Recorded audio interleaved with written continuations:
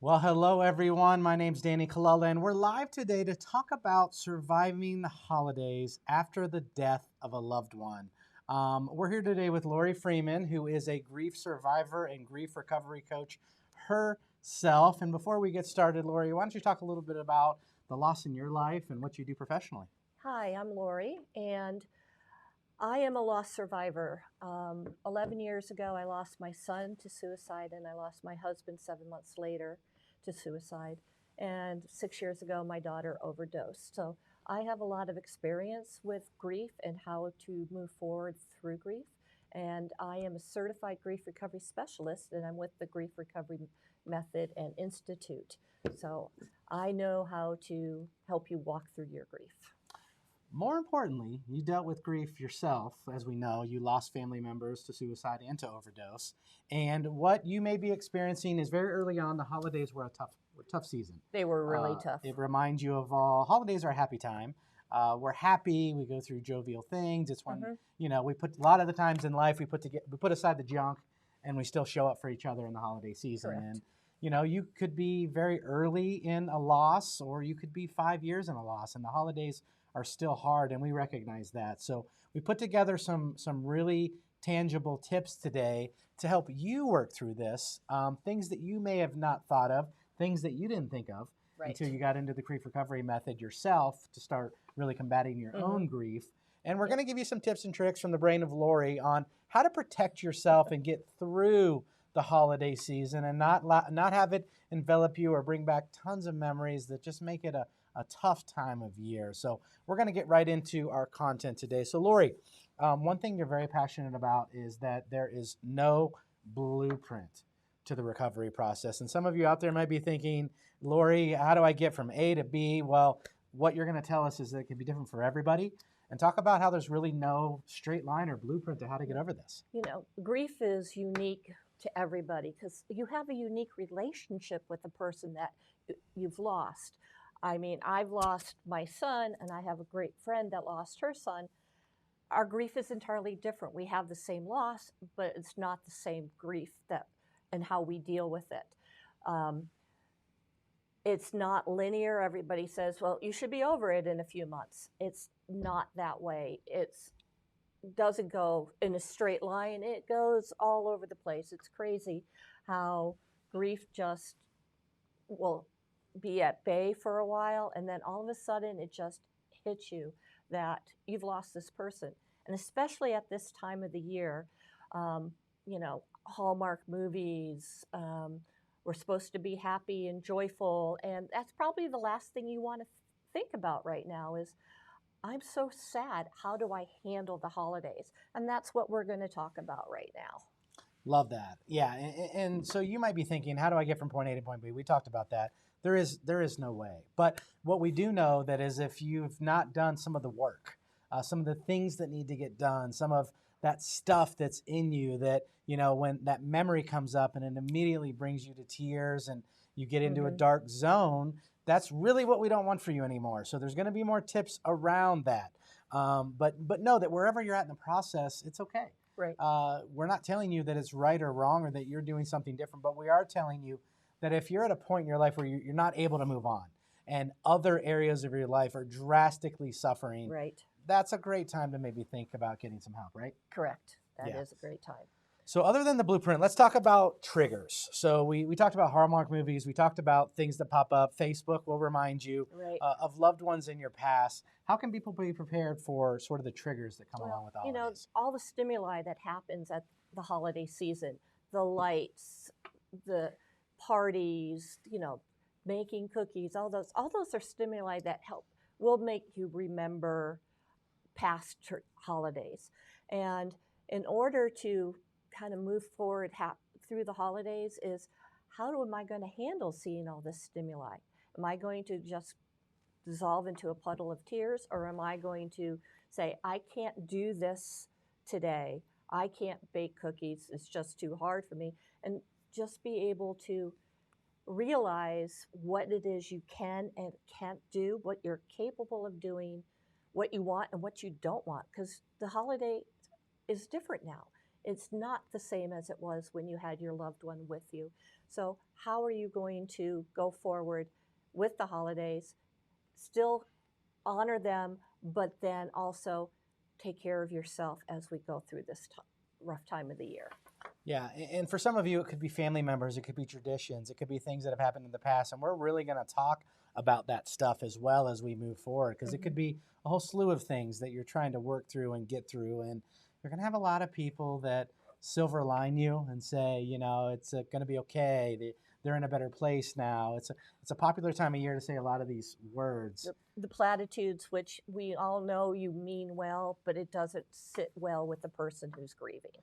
Yeah, and as a culture, we don't know how to deal with people who are grieving. It's uncomfortable for us. Yes. We don't know what to say. It's we're not something that's taught. We're not taught how to help people who are grieving. We're not even taught how to grieve ourselves. Yeah. So it's a tough time when someone you love has died and you're sad, and then someone else is sad and you can't meet and just deal with it. Yeah, and for some of you, especially if you're new with your loss, you're going to think, let's just keep everything the same. Let me put my head down. I'm going to do all the same traditions. I don't want it to be any different. You're probably a people pleaser, right? You want everyone to be happy. What can I do to make everyone happy? But this is the season you need to think about you. So talk about really kind of setting those expectations of what you're capable of doing, Lori, like for the holidays. So when you're grieving and it's at the holiday time, what you need to do is be open and communicate with your loved ones, your family, your friends about the holidays. Do you want to do the traditional Christmases or holidays that you have done, or do you want to do something different? What you want, what you don't want, and don't leave them guessing. Everybody wants to help someone when they're sad and grieving, but if you don't communicate what it is you're capable of dealing with for the holidays, then they're going to try to guess, and that's where you're going to get into. They're going to push you to do something you're not ready to do, or they're just going to make decisions for you. So be open and communicate with them about what you can do and can't do. I can't hang up the stockings. I don't want to sit at the dinner table this year. Let's do something different. I am capable of putting out the wreaths and all the ornaments around the house, but I'm not capable of putting up the Christmas tree and hanging some of those special ornaments. That's where I need the help. So just be open and communicate your needs, and it will make your holiday a little bit easier. Yeah, and some of you might be thinking, do I include my loved one that we lost in the holiday season? Do we put out a chair? Do we put up their stocking? What do we do, and what are we comfortable with doing? But talk about really kind of a story about what you did with your son for Easter to get through that. Well, it wasn't really for Easter. So my son died on Good Friday, so Easter was a total blur. And then my husband died in the beginning of November, so Thanksgiving was a blur. And then Christmas came around, and I was like, I don't want to put up the tree. I don't want to do all of the stuff I had done for 32 years. So what I ended up doing, and I look back on it now and it was kind of crazy, but I had a holiday open house. I invited my friends, my son's friends, my husband's friends. I decorated a little tree that I had gotten from my son's funeral. I had put out, when the kids were, my daughter was 10, she started getting ceramic Santas. When my son Chris was 10, he started getting. So I put out the Santas, and my son's favorite dessert was the Costco Great American Chocolate Cake, a cheese stick, and water. So kind of guess what the dessert was that day. That makes sense. And after that, for a long time, I did not do the holidays. I didn't put up a tree. I would put out maybe a few Santas. I just didn't want to do all that because it just was, I had nobody with me to do that. I do it now because my daughter's son is living with me, and now Christmas is fun, and I do put up the tree and other things, but the ceramic Santas don't come out. That's just, some things are better left as just a memory. So Yeah. That's my new Christmas. Right. And you talk about like traditions or things that connect us with the past, but what about the future? Talk about some things that maybe people can do to kind of move forward and still continue to honor their loved one that they lost. So some people will, volunteer at an organization that their loved one was, really involved with or really cared about. They may volunteer, they may make donations. You may light a candle for that person. Some people will just leave an empty chair at the table. So there are various ways you can honor that person. It's just what feels comfortable for you on how you honor that person. Yeah, so think of ways to honor that loved one. You know, this is uncomfortable. We recognize that. It's not anywhere you wanted to be in life. That's what loss is. It's traumatic. It takes your life in a new direction. But we want to make sure this holiday season that you're protecting yourself. So let's talk about. I just thought of one thing is, Yeah, and probably you've heard of journaling, but at the Christmas time, write a letter that, what happened in your life during that year, because you'll start to find things that made you happy. And sometimes you feel guilty because you're happy, but life is not as bad as you feel it is right now. When you sit down and write that, you went to the beach and you had a nice vacation and, you had a visit from your son's friend who now calls you mama. And so if you write a letter about what happened in your life that year to the loved one, it's like staying in touch with that person, but also just making you realize that life is good and you have things to be grateful for, and it's okay to have happy times. Yeah, and in the grief recovery method, which is the program that you work with clients with, the letter is the big part of it, right? It's a really big part to let these emotions go. What we need to help you understand is human beings, we're finicky things. We keep things inside. We tuck them far down. We shut the door and we lock it. And it's painful and it doesn't help us get things out. Talk about how the letter really does help people be free. So the letter is the last part of the process of the grief recovery method. So we work up to looking at our true relationship with our loved one, the good and the bad, because no relationship is perfect and no relationship is totally bad. I, for 7 years, only dwelt on the bad stuff with my husband because I was so angry with him. How could you do what you did, knowing the devastation that it caused?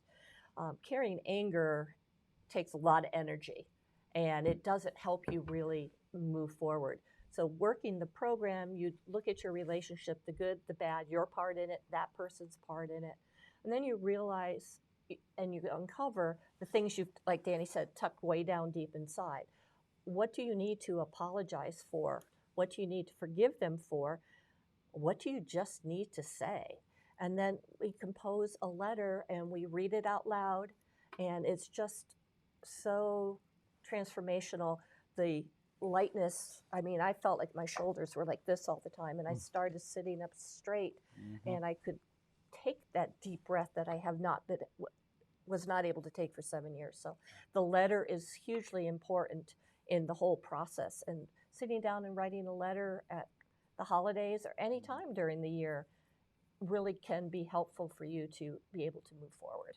Yeah, and the letter, I will say from experience, it can be a little different than when you decide to write it on your own and when you have somebody that's kind of helping you through the letter and helping you release really what's going through a letter. There's a specific process on our letters, but the letter you write at the holiday time is more so just a conversation, basically, with that person. So, but the letter with me follows a distinct process to help you release all those things that you tuck down deep inside. Yeah. So let's talk about setting expectations, communicating expectations, and then one of your things is about having an exit plan too. So, you may be thinking, I hope this holiday season goes well. I hope this doesn't happen. I hope that doesn't happen. But you keep that up in your own noggin to yourself, and you're just anxious to think, is this going to happen? Is somebody going to say that? Talk about how important it is to communicate your expectations with your family.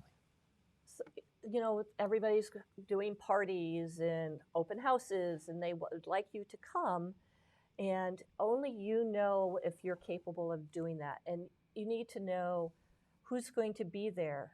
Are there going to be uncomfortable situations where people are going to ask you questions that maybe you're just not ready to talk about?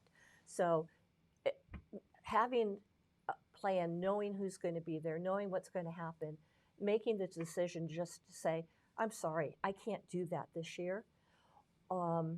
There's no, it's not wrong, it's not bad to say no, you're just doing it to protect yourself and to get yourself through the holidays. But if you do decide to go, I did a couple of holiday parties. I had one party I went to, I had a friend, and we had a code word. And when I felt uncomfortable, when I felt I needed to leave, I just gave her the code word and we were out of there. And then other times was just take your own car, go by yourself so you can leave when you feel you need to leave. And you could also tell the hostess that, you know, I'm here, I'm not sure how long I'll be able to stay, but, you know, thank you for inviting me. Just set that expectation that, you know, you're going to protect yourself during this time and do what you can do and always have a plan and have an exit strategy. Yeah, and some of the things we see are you, the wonderful moms of the world, who've always kept your family together. You've always kept things running smoothly, and this happened to you. And we want to give you permission this year that you don't have to carry the load this season. There are people around you that if you just ask, Yes. right? If you just let them know what you need, they're willing to step in and help you. And for you, this season, it might just be letting go of control.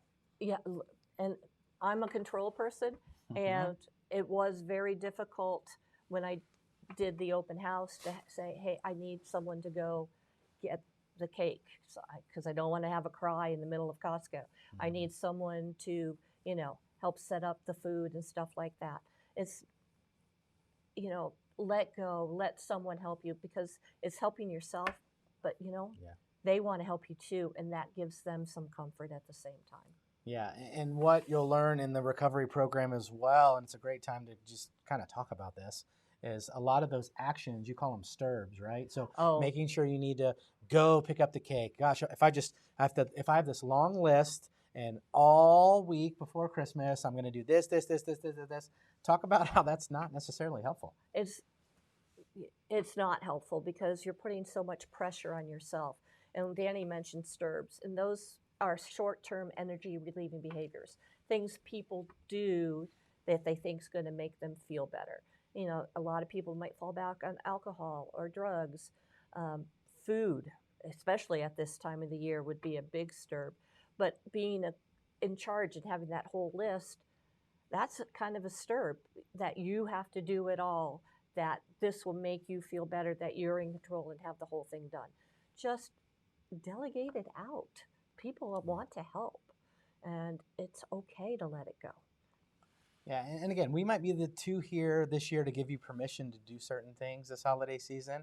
And one of the most powerful tools in grief recovery is a three-letter word, cry.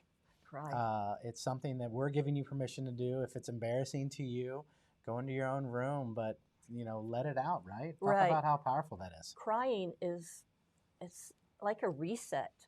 You kind of get all your emotions and they just come out in the crying, and then, you know, you feel like you've let all that pain and sorrow go for a while, and you're able to take a deep breath, look at what needs to be done, what you want to do, and be able to go ahead and do that. Yeah, and if you're still watching to this point, either live or in the replay, it'd be great to hear what things have helped you in the past. It'd be great to hear in the comment section or in a private message what things you need help with. You know, if you don't reach out, you know, we have a great community that I put in the description of this post. This is a group that we created, Grief Recovery with Lori Freeman Recovery Group. And that's where there's a lot of people just like you.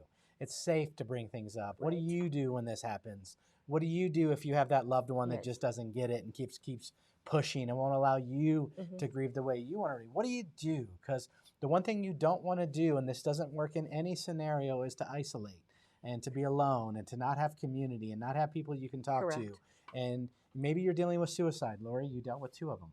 Suicide not only is a traumatic loss, but it can be embarrassing at times. to lose your. It can feel embarrassing. Not that it is embarrassing, but it can feel that way. Correct? It can, and that's just because there's still so much stigma attached Totally. to someone taking their own lives. That people don't, been brought up to be, that's completely wrong to do that. So it makes us embarrassed, uncomfortable to be out with people who have that attitude, when in reality, they just had a mental health problem and they were sick. But it is hard, if it was a cancer death, people are okay with it. If it's, dying of old age, it's what's supposed to happen.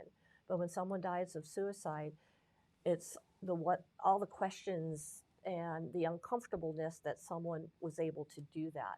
So it is embarrassing, uncomfortable, and you do want to kind of isolate, and that's the last thing you should do is isolate. You need to be with community, and they will help you through this. And believe me, I couldn't agree with that more. We're, as human beings, we're wired to be like, I'm hurt, I need to pull away, I need to lick my own wounds, I need to just go do this. But study after study after study shows that it does not help you. There is no power in isolation. There's power in community. There's power in finding other people that are like, you know what, me too. If you're dealing with an embarrassing feeling about suicide loss, reach out to Lori, send her a message. If maybe it's the first time you really talk about things that you weren't able to talk about before, and things you're dealing with, but we want you to know, if anything, this is it's almost a pandemic in the world, especially in Colorado here where we are. It's the number one cause of death for kids 13 to 17. It's an epidemic, and it's happening, and we're not here to tell you how to fix that, but we're how to be here as a resource for you if it does happen to you, and how to move on. But really do join the group, right? Right. Join the group. Post your questions. There's a lot of people out there that just would love to help you and comfort you and support you. Another thing during this time is make sure you take time for yourself. When it starts coming in on you, go for a walk, go get a massage, read a book. Just make sure you take time for you to just be with you, so you can step back, reset, and be able to go out and do the rest of the holiday stuff. And if you haven't caught the trend, these are the things we're giving you permission to do. The things that you might not think to do on your own, the things you might think, this isn't strong, I'm just going to put my head down and go. We're giving you permission to do all these things because you need to hear that. And you need to hear from a community of people that care a lot about you. So we hope today's content was helpful. We wanted to just put together some tips for you to protect yourself and survive this holiday season, especially if you're dealing with a recent loss of a loved one in your life, because this is not a great time of year, but we want to let you know there's support for you. There's people you can talk to. Yes. There's a community that isn't judging you, that isn't wondering why this happened. I can say, as a suicide loss survivor myself with 2 family members in my life, the fingers just all of a sudden start pointing to you. It's something you do as a human, and it doesn't need to be that way. Most people who do complete suicide, it's because they just don't want to feel pain anymore. They just don't want to feel that own overwhelming pain that they have, and it doesn't have much to do with you. So if you want to get a hold of Lori and chat with her directly about, maybe you're at a point in your life where you're ready to work through your grief, maybe that's your Christmas present to yourself this year, we're going to have her email and website at the end for you to kind of reach out. Conversations are free. If somebody wants to connect with you, please do. Right. Shoot a message to the Facebook Messenger, or shoot an email and talk about what's going on in your life. Maybe you need some resources. This girl is a resource king. She's very connected. Queen, yeah. Resource queen. She's very connected and knows great places to kind of direct you if you're just ready to take that baby step, right? That little step in a direction towards overcoming your grief. So, Lori, thanks again for today. Any final words for anybody struggling this holiday season? Just don't be alone. Reach out to someone. People care about you. People want to help you, and just accept the help. I know I found it so difficult in the beginning to ask for help, but I found that once I did ask for help, I was also helping everyone else that loved me. So just don't be alone, and ask for help, and enjoy the holidays. Fantastic advice. And we'll see you for more upcoming live videos that are aimed to help you get through the grief in your life that's really keeping you stuck, because we want to see you be a fruitful human being that moves in a direction that's going to help you improve your life and happiness. So thanks, everybody, and we'll see you in Thanks. some of our future lives. Bye.